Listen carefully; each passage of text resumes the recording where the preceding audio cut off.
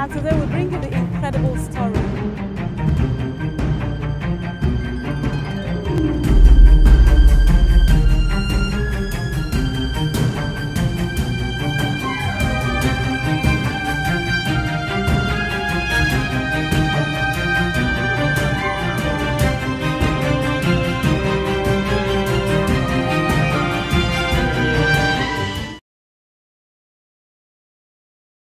On this episode, we are at Ijegun to see for ourselves an unusual school where children of school age after 5 to 6 months of staying at home as a result of the pandemic have been given an opportunity to learn again in the most unusual way.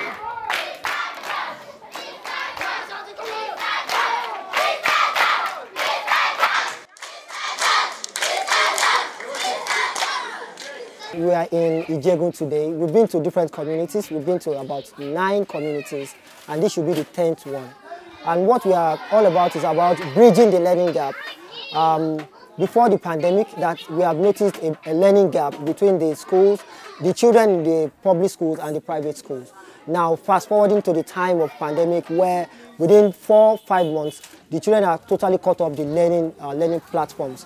Of course, how accessible is the virtual learning platforms that we are campaigning? So we have gone into the environment, taking the school to the streets. Since the children are not able to go to the school, we brought the schools to the streets. And what we've noticed so far is the fact that quality education should not be exclusive.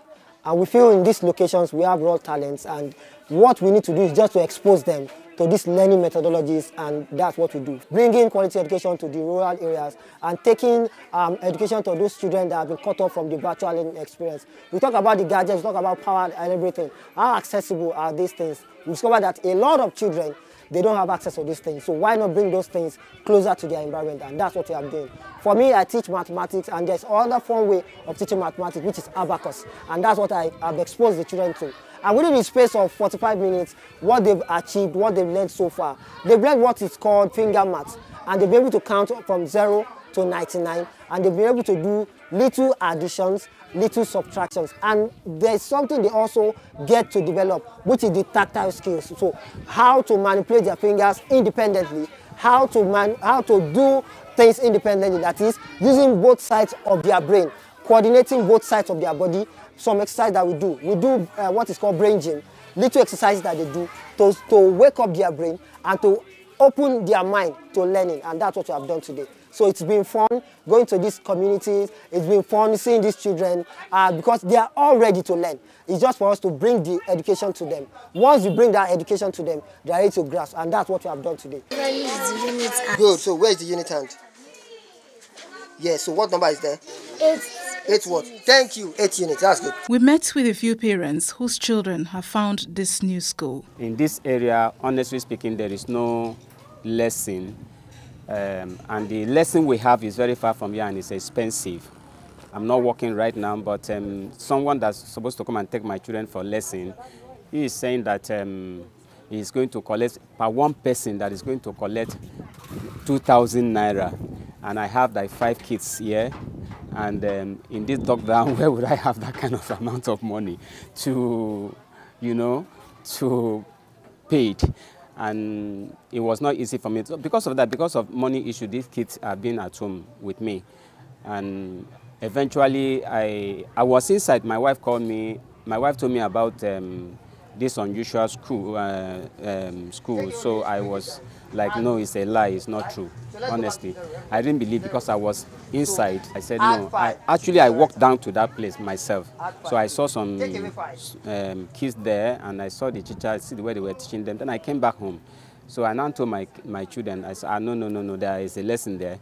And who organized the lesson? I don't know. But actually, I just saw some people. I saw their grab packed, and I just came back home. I called my kids, and before I find out that, oh, this is an unusual school, and actually I really appreciate their coming here. So as I saw these people, the canopy here, then I say, somebody came and tell me that they are doing lesson. Yes, okay. And now prepare my children to take them to the lesson so that they can be learning some things there instead of staying at home. I brought my junior ones here. That is my cousins. I brought them here for lesson, you understand? Because they are at home playing, doing nothing at home.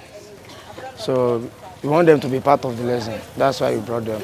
At least for them to learn more. They have been at home now for like 4 to 5 months, doing nothing. So we appreciate if they can join them to gain some experience from you people.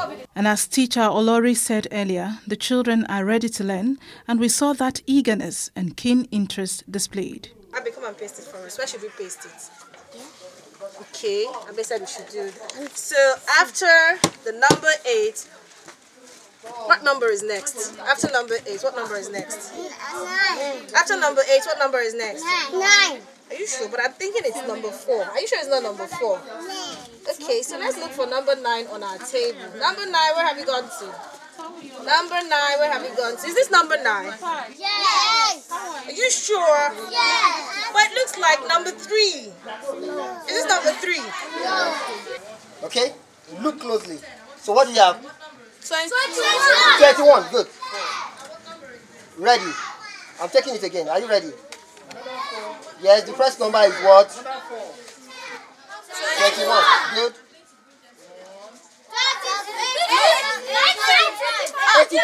85. No, next.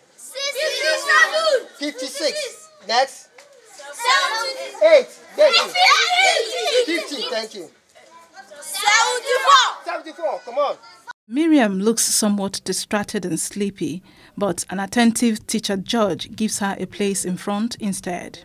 In your finger marks, this is 5, okay? Let's go back to 0. Okay? 0, 1, good, 2, good, 3, good, 4. And your 5?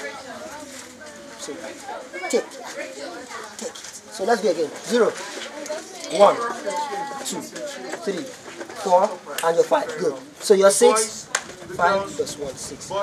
7, good, 8, good, and 9. 9, that's it. So what is this? 4. This is what? Thank you. This is what? Great.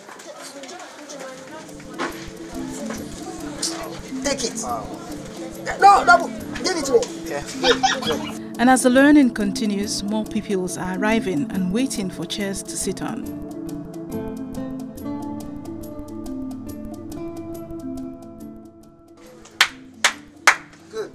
Good. Add 2.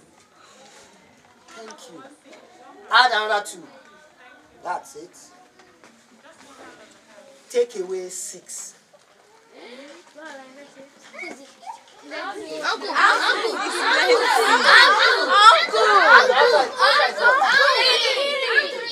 Good. The children in preschool, on the other hand, are having a great time identifying numbers with Mrs. O.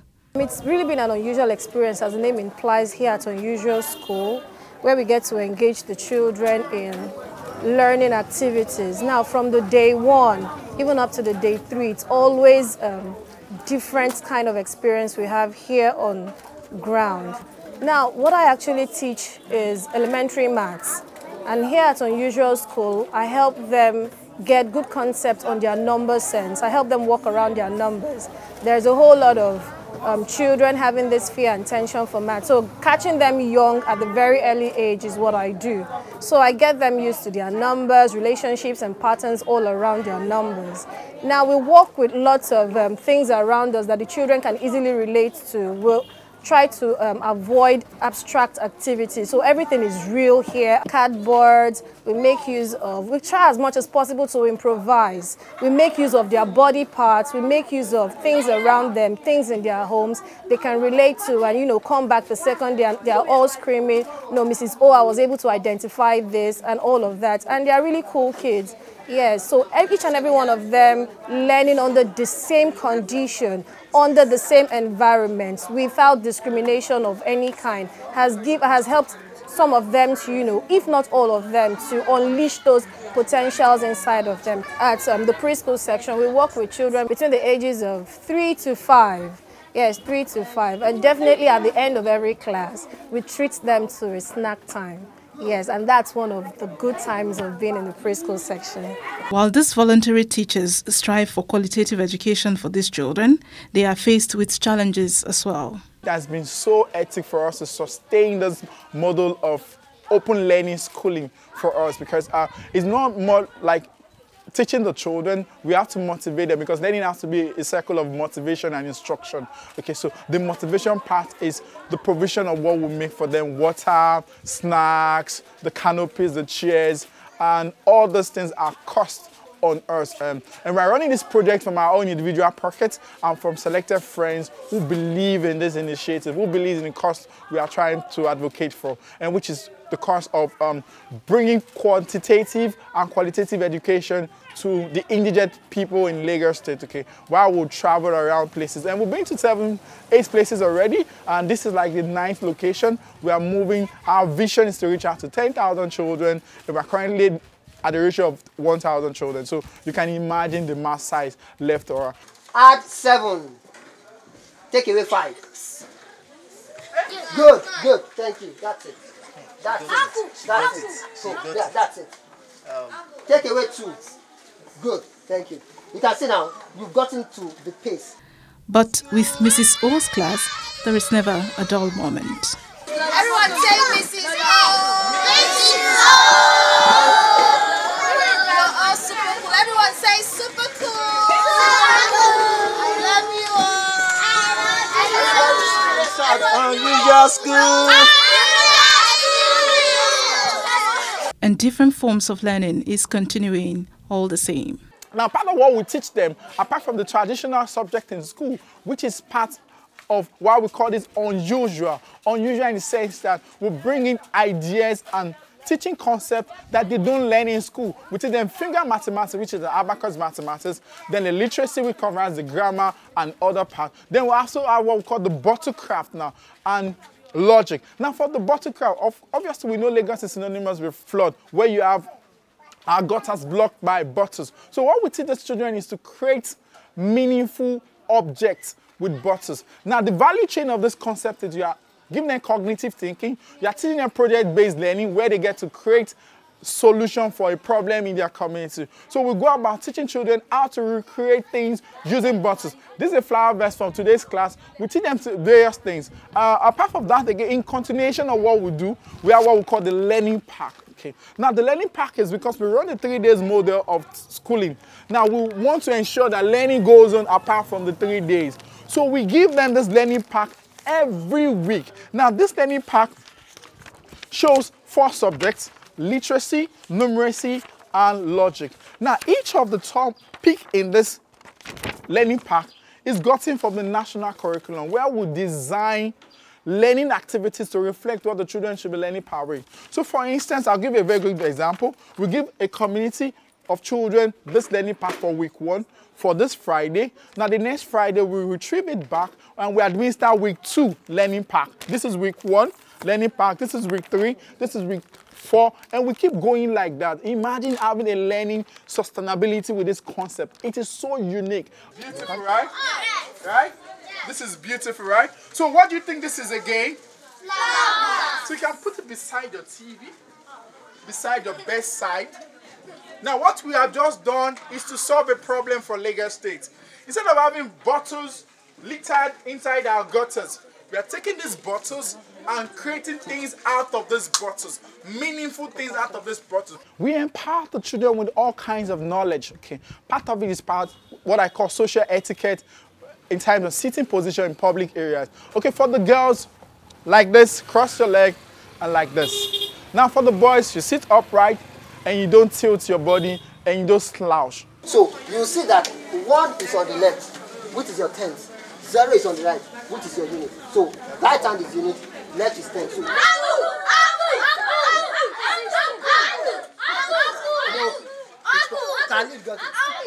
And just like these school children here, I've been privileged to learn something new and quite unusual in the most unusual of places, which is the unusual school. And I am Amaka Okoye.